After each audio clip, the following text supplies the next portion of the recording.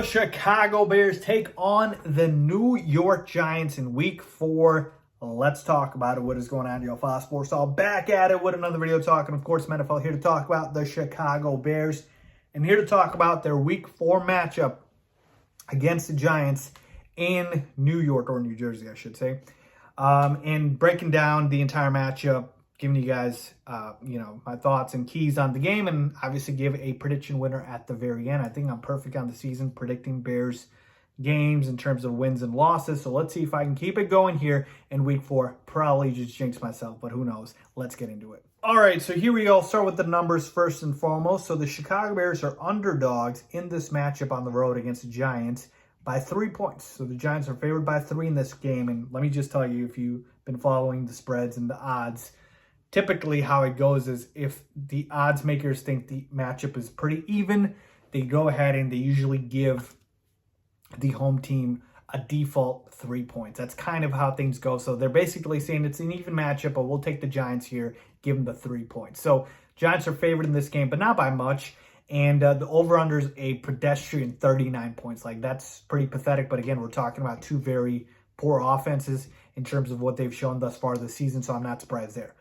All right, so as far as the numbers, that's what we have. And then taking a look at the records for these two teams, both of them are 2-1.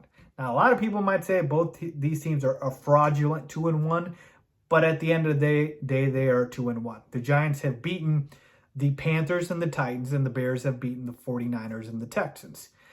Say what you want, but they are 2-1. So after this game, one of these teams will be 3-1. And that is a big surprise because I'm sure a lot of people didn't expect that coming into the season. Now, as far as keys for the game, I'll start with this for the Giants, okay? As far as some injury concerns, this is important.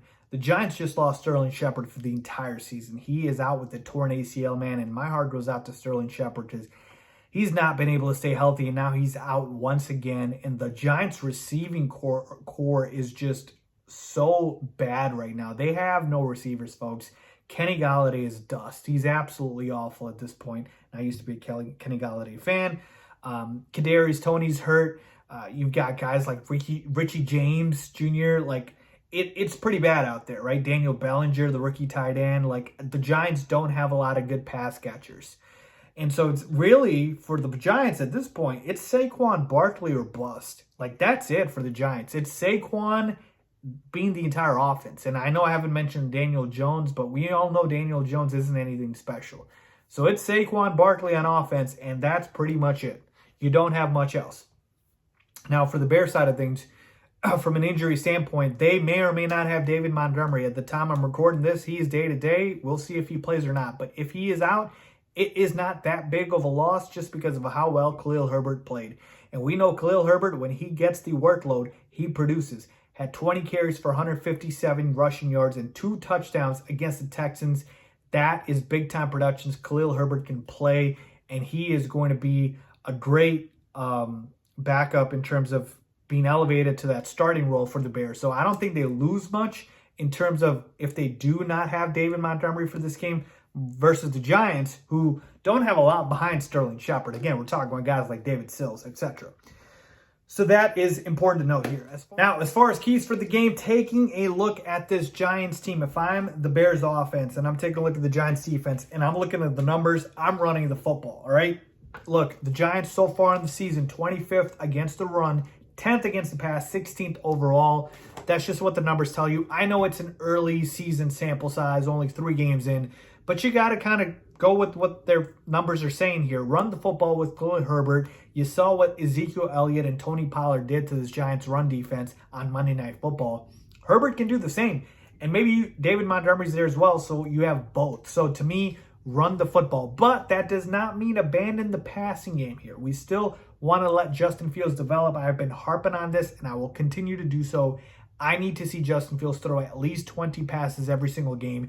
2 out of his last 3 games, he's only thrown 17 pass attempts. That needs to be higher, at least 20.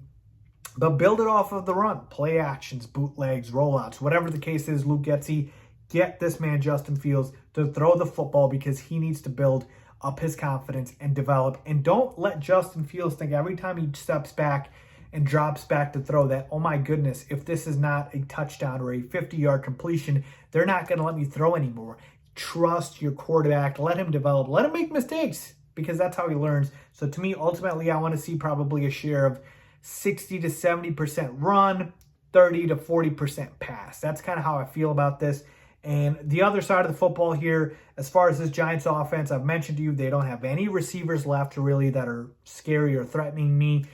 Maybe Kadarius Toney's back this game and he's, decent. But for the most part, you want to go ahead and focus on stopping Saquon Barkley. That's the entire offense for the Giants.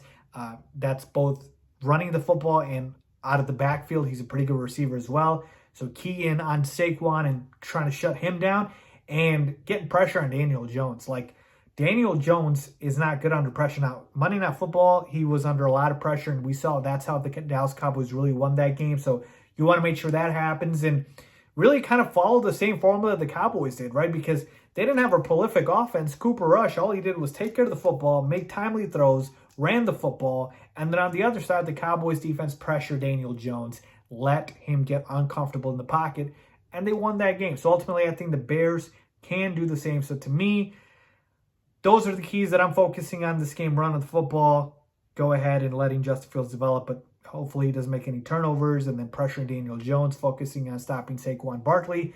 And ultimately, I think coming out of this game, I feel like the Bears can do it, man. Honestly, I'm not even concerned about wins and losses as much, but I just think the Bears are a better football team right now than the Giants, but not by much.